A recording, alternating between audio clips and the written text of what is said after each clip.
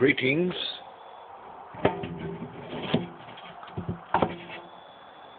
This is my series on martial arts, and I'm going to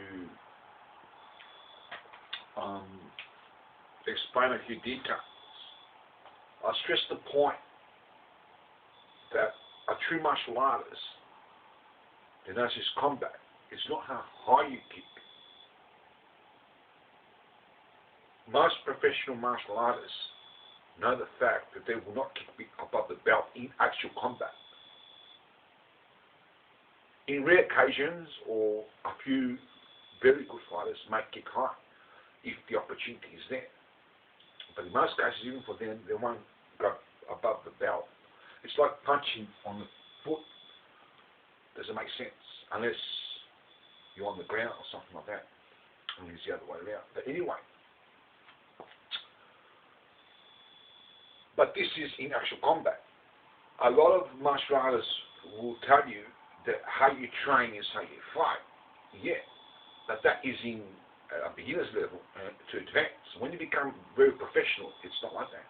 The way you train is different, and believe me, should be different if it's not, than the way you actually fight. I'll give you an example. And I will do this slow so you can see what I'm saying. Okay. I always practice slower than otherwise the camera won't pick my moves. But anyway, for example, if I was to hit the target and I move and I spin and kick high, okay, to the target, what you're seeing there is balance, coordination, control. If I was to go fast and actually hit it, as you see in my other videos, you will see a lot of skill behind it. By learning how to spin, which will never be used in combat, maybe one in a bin, especially high. By learning how to spin and do spinning kicks, you will then make it easier for yourself to do high kicks forwardly rather than spin. So the high kicks forwardly will eventually become natural. Your feet will be stretched. You've got to be stretched, you've got to be strong, you've got to be flexible, you've got to be skillful. But in this subject, you'll stretch your foot out once done properly, and you'll be pretty good kicking high in the form of practice. So then the next thing you know is that the low line kicks will come simple as that. But if I didn't practice above the belt, then from the belt and below it will be more difficult for me to perform that kick. It can become very difficult compared to when I have the training to spin around to do this. Then I kick on the low line, just comes simple. Bang! Bang! Okay, and the guy goes down. So as now, kicking below the belt happens when the opportunity is there to kick for professional fighters. But that doesn't mean you have to kick. Now that I've learned to have balance, standing on one foot and moving around, kicking, as in movement of combat is concerned. Okay, when we mean balance, we mean balance of movement, not standing still, but moving around in a balanced position. Once I can learn in practice to be able to balance kicking with one foot off the ground, then 2 feet becomes simple. Bang! Bang! Bang! Bang! No problem. And even if they're moving, it becomes very simple. Bang! Bang! The punching. So the art of boxing in the ring, for the purpose of learning to defend yourself in the street, does not come in punching. Punching has to be practiced, yes. Like they're doing, that's what they teach you that in boxing. I mean, martial arts, different types of punches, whatever. But it comes in the feet.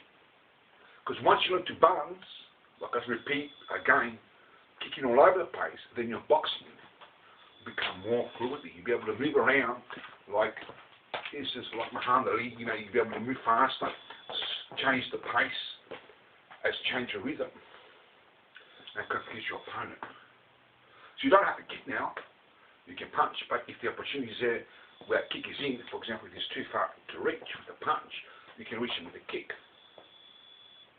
That's what the kicks are used for. So as in, we'll go to the next subject. In this tennis ball method, I stress the point. The punching bag is good to use. I'm not saying it's not good. I never said it's not good. It's good to practice anything related to the martial art practice. when you want to learn about combat. But there's no use learning to punch a punching bag. And if you're aiming up here, you hit down there, you miss by an inch or more or less. You've got to be able to hit the bullseye in combat. This helps you pretty much hit the bullseye, especially when he moves around. Okay? It's like a target shooter shooting a rifle. The rifle is very powerful. But try telling a soldier to use a rifle in war if he keeps on missing the enemy. You'll get shot. The gun's hopeless. You might as well use it as a baseball bat. But nevertheless, that is if you can't shoot the target. Guns these days will be able to shoot the target, but they're more accurate. But anyway, it's supposed to be the same. That's the same thing there. It's like a target shooter aiming for the target. People may say, but a human body is almost as big or just as big as a person I'm not going to miss. Yeah. But there's a difference between hitting anywhere in the target and knowing the different positions of the body, the human body. These positions of the human body, for example, the temple, is just a little area. If you miss that, the person's not going to go down. Easy. Maybe not at all, especially if you haven't got any practice in the martial arts. And by throwing a punch and missing the actual vital point, for example, if your life is in danger, I don't suggest you kill people if your life is not in danger. This is for self-defense, remember. For example, if there's an opponent here and you're surrounded, and if I keep all combination trying to find the vital point to drop the person down, people cannot go down that easy unless you're very powerful with your punches, and even then, they're not going to die or they're not going to be injured much. They might be knocked down. Okay, but if this was the only vital point, for argument's sake, and I'm missing that even by a little bit, the person's not going to go down. If I'm using combination, by that time this person can come in and stab me in the back or hit me or whatever he's going to do to me. But if I just go 1, 2, it's much faster. So if I'm surrounded by a number of aggressors, it's very hard to get out of that situation, but not impossible. So if I'm surrounded, and I know where the vital points of the human body is, with one punch, death blows, straight to the eyes, straight into the eye, into the brain, to kill him. Okay, and straight into a vital point, supposed to say that was the vital point. They will go down, so I just use one technique, and they go down, which is much faster. They're going bang, bang, bang, bang, and then changing to this position. By that time, this person can come in. But if I go bang, bang, I stand more of a fighting chance for two aggressors for me to even out the odds if I'm good in the martial arts, rather than doing combinations. Combinations are good for single fights, but not when they're surrounded. Okay? So then, when you practice these tensible methods to be able to hit the bullseye, it doesn't matter where you put them, you just learn timing and accuracy. And you learn everything else in the martial arts. You then do your studies where the vital points of the human body are. And when you're in trouble and you have to defend yourself or others, then you have to strike to kill. Maybe the temple, the throat, wherever. But if you miss these vital points, you can be killed easily like that. So the way you practice this is not by fast, not by speed. Many martial arts was just the point. In actual combat, you've got to be fast. And you do have to be fast. And boy, you have to be fast, especially when there's more than one aggressor. But speed does not come by practicing speed. It comes by practicing everything else in the martial arts and then increasing the speed. And it's found more in balance. In balance, in timing and accuracy, there's no use missing the target. It doesn't matter how strong you are. It's not going to do anything. This person's going to come in and hit you once you missed him. Okay?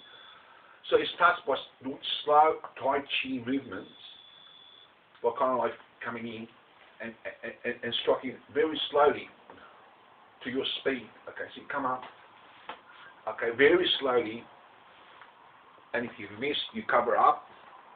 So that was deliberately done, so you can see that if I miss, I can cover up, but you try not to miss. Okay, you come up this way and start with the feet. Okay, you just come slowly, and eventually you use your punches. Okay, get that timing and accuracy. Use your elbows everything in the martial arts, your finger jabs, okay, uppercuts, side kicks, okay, very slowly to the Tai Chi level. Once you master that in a short, medium, or long time, you then start to gradually increase the speed. So you've got to go fast, yes, but speed doesn't come overnight unless you've got some sort of natural, supernatural gift, and I don't know if that's around. But it doesn't come overnight. There's no use being fast and slipping and falling, because it's not going to have anything. There's no power behind it. You've got to be balanced. You've got to be controlled. You've got to be relaxed. You've got to know your combat off by heart. Then speed comes as you practice. The problem with martial artists is not their training. It's that they train slowly and they think that in a fight they can speed up. It won't happen. You can train slowly, but gradually you have to increase the speed. You have to eventually train for speed to get speed, but not from go one. When I said training for speed doesn't produce speed, I'm talking about it from go one. It produces it later. So you practice everything else in the martial art first, get that right. From time to time, practice speed. And when you reach that level, then when you practice speed, yes, speed will come. Running will help you in speed and a lot of conditioning, like weights. A lot of people think when you do weight training, in my days, I don't know about today, but in my days they thought if you do weight training, it doesn't. Weight training, flexibility, isometrics, whatever type of training that conditions the body, especially running, and jogging and jogging, running and sprinting, actually creates speed, even the weights, because the body needs to be developed to move correctly, both in and out, and it has to be flexible, like relaxation is concerned. It has to be relaxed.